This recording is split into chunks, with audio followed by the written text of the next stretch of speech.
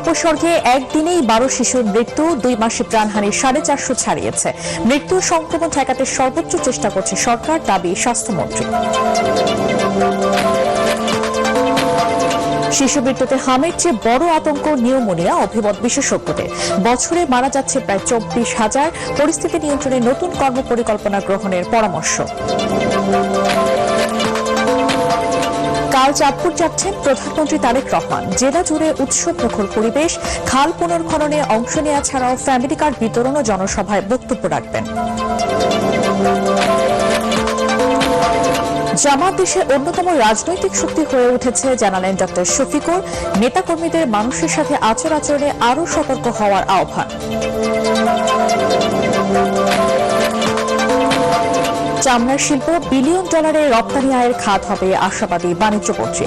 রাজধানীর 27টি সহ সারা দেশে 3,500-এর বেশি পশুর হাট বসানোর প্রস্তুতি।